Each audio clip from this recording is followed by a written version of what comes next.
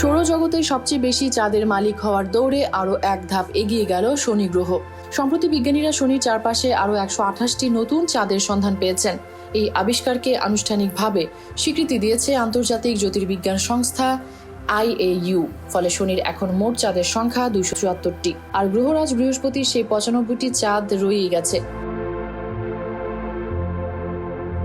আসলে শনির গ্রহ ছাড়া আর কোনো গ্রহের 100টি চাঁদ নেই। তাইওয়ানের তাইপেতে অবস্থিত অ্যাকাডেমিয়া সিনিকার জ্যোতির্বিজ্ঞানী এডওয়ার্ড অ্যাস্টন ও তার সহকর্মীরা কানাডা, ফ্রান্স হাওয়াই টেলিস্কোপ ব্যবহার করে শনির চারপাশে এই নতুন চাঁদগুলো শনাক্ত করেছেন।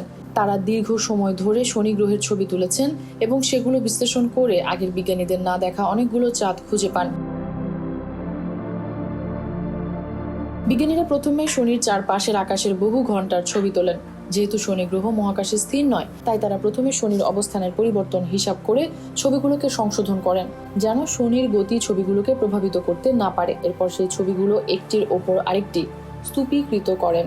এই পদ্ধতির ফলে যেসব বস্তু খুব ক্ষীণ আলোর জন্য সাধারণভাবে দেখা সম্ভব ছিল না, সেগুলো প্রকাশিত হয়ে যায়। কারণ যখন একই জায়গায় অনেক ছবি একত্রে রাখা হয়, তখন উজ্জ্বল বস্তু আরো স্পষ্ট হয় এবং ক্ষীণ বস্তুগুলো ধীরে ধীরে চোখে পড়তে শুরু করে। এই বিশেষ কৌশলে বিজ্ঞানীরা শনির 128টি নতুন চাঁদ শনাক্ত করতে সক্ষম হয়েছেন। তবে শনি গ্রহের চারপাশে যে আরো চাঁদ বা উপগ্রহ আবিষ্কৃত হবে, তা অনুমেয়ই ছিল। 2019-2021 সালের মধ্যে যখন শনির নতুন 62টি ছোট বস্তু শনাক্ত করা হয়েছিল, তখনই এর ইঙ্গিত পাওয়া গেছে।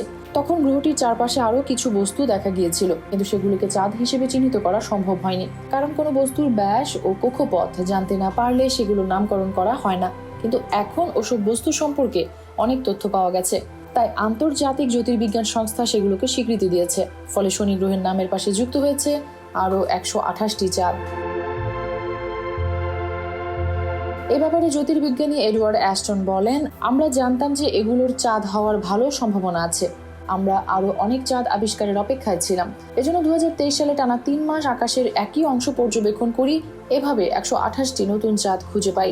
তিনি আরো বলেন, আমাদের হিসাব অনুযায়ী সবচেয়ে বেশি গ্রহের দৌড়ে বৃহস্পতি আর কখনোই শনিকে ছাড়িয়ে যেতে পারবে না। তবে নতুন আবিষ্কৃত এই চাঁদগুলো পৃথিবীর চাঁদের মতো বড় ও গোলাকার নয়। এগুলোর আকার মাত্র কয়েক কিলোমিটার। দেখতেও আমাদের চাঁদের মতো সুন্দর নয়। ওগুলো অমসৃণ এবং অনিয়মিত চাঁদ। গবেষকেরা কিছু মহাকাশীয় বস্তুকে অনিয়মিত চাঁদ বা ইরিগুলার মুনস হিসেবে আখ্যায়িত করেছেন। এ ধরনের চাঁদগুলো গ্রহের মহাকর্ষীয় ক্ষেত্রে গ্রহাণু আটকা পড়ে তৈরি হয়।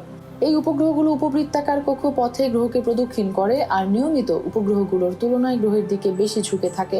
বিজ্ঞানীদের ধারণা, নতুন এই চাঁদগুলো সৌরজগতের শুরুর দিকে শনির মহাকর্ষ বলের ফাঁদে আটকে পড়েছিল। পরে একাধিক সংঘর্ষের ফলে এগুলো আরো অনেক ছোট ছোট টুকরো ভেঙে যায়। সম্ভবত 10 কোটি বছর আগে একটি বড় সংঘর্ষ হয়েছিল। সেই সংঘর্ষ থেকেই জন্ম নেয় এই নতুন চাঁদগুলো। এদের অবস্থানও একই তত্ত্বকে সমর্থন করে। নতুন আবিষ্কৃত এই চাঁদগুলো শনি গ্রহের নর্স গ্রুপে অবস্থিত। শনির বেশ কিছু অনিয়মিত চাঁদের একটি বিশেষ শ্রেণীকে বলে নর্স গ্রুপ। এখানকার বস্তুগুলো গ্রহটির বিপরীত দিকে ঘোরে, অর্থাৎ শনি গ্রহ যেদিকে ঘোরে, ওই বস্তুগুলো ঘোরে তার উল্টো দিকে। এখানকার বস্তুগুলো দেখতে অনেকটা আলুর মতো। মেহরুম ফেরদৌস, 7 রং নিউজ।